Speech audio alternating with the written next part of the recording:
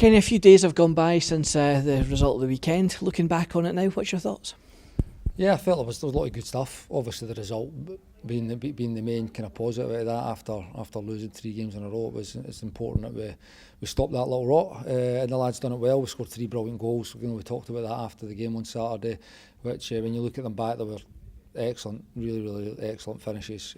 Each different in their own way as well. So that was positive. I think we battled well. I thought Keegan and Stevie in the middle of the park were excellent, and I think they've been getting better and better as the weeks have passed as well. So yeah, it was pleasing overall. Disappointed to lose a goal so late when we were pretty comfortable at that moment. It did give us a wee bit of scare towards the end, but obviously getting that third goal was a relief in it, and obviously getting the 3-1 was a good result. The game, but when the game's done, you start looking forward to the next game. Obviously, we've been focusing on Alloa this week. It'll be a tough game for us. It's important that we can try and build on what we have done well. Even the Cove game, I felt there was positives within that game, and I thought we built on that last week, and it's important we do it again. If we can win 2 games in a row, it's something we've not done for a long time. So it's important we get the result, particularly in front of our own fans in our last home game. Does that something that you find surprising? Obviously, you joined up with the club back in December, but the fact that Falkirk haven't won 2 back-to-back games since, I think it's August. It's an incredible start, to be honest with you. And again, it's not a surprise that that's where you're at and why the season's been so disappointing overall, because for any team to have success, you need to put winning runs together, and like you said, we've not done that since August. It's not good enough, really, if we're being honest.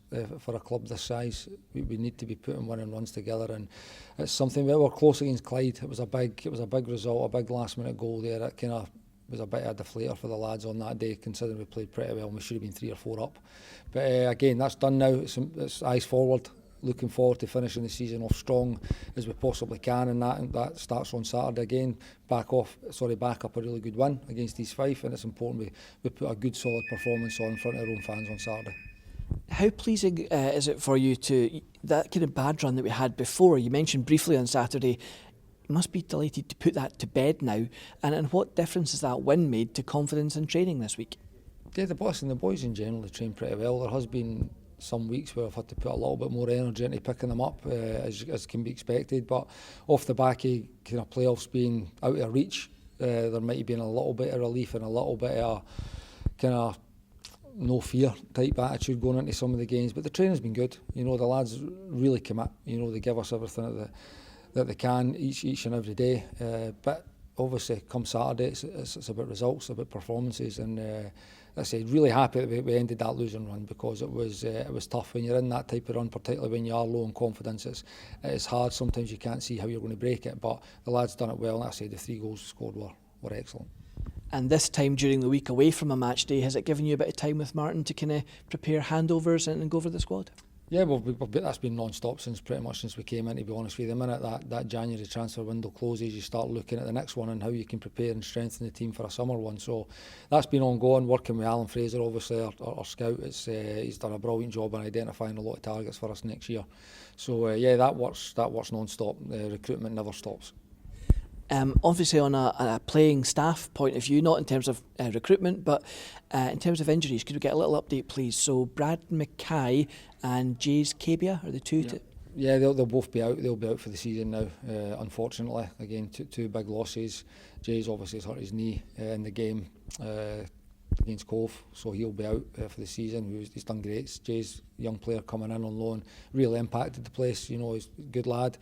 We miss his energy actually a bit the place, to be honest, as well. So it's disappointing for him. So his season will be done, and Brad's the same. He's just got a little bit of news. Not bad news, but it's going to rule him out for probably the remainder of the season, because again, with there not being really any real kind of purpose to play, there's no point in risking him for the games. Maybe had we still had that opportunity to make the playoffs, or the playoffs were upcoming, it might have been different, but there's no need to risk him moving forward into the close season. So he's out. Obviously we had Anton back last week, which I never really knew if he was going to be involved in the squad or not going into the game, but it was great to have him back.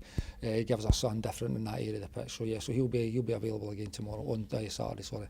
And just a little bonus as well, the fact that obviously with Jays being out, is it extra important that Anton's return is quite timely? Yeah, it is. Again, we were getting a little bit light in that area of the pitch, so it's that's kind of worked in our favour, that Anton has been kind of working his way back to fitness over the last kind of couple of weeks. Obviously, it's never nice losing any player, but Jay's in particular, like I said, he's a good lad. He's kind of infectious about the place. We've missed his energy, but we wish him well in his recovery. Obviously, he'll go back to Livingston now in the close season. And we wish him all the very best in his recovery. Like I said, he's made an impact in the place. You know, he scored some big goals for us at big moments. So he'll be missed. But like you say, Anton coming back gives us something different in that area of the pitch. And just finally, Kenny, obviously it's Alloa coming up tomorrow. We think it's 1-1 for the season, a win apiece and a draw. What's your thoughts on that game and the challenge that Alloa present? Yeah, I think there'll be a different animal under Brian Rice. You know, he's an experienced coach. He's got some good players in that team. You know, I mean the game we had there, it was tight until we got that first goal.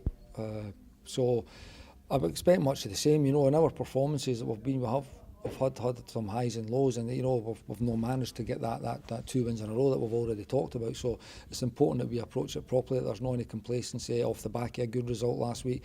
I think it's really important that we approach this game with a real energy. The fans have been frustrated, and rightly so, over the course of the season.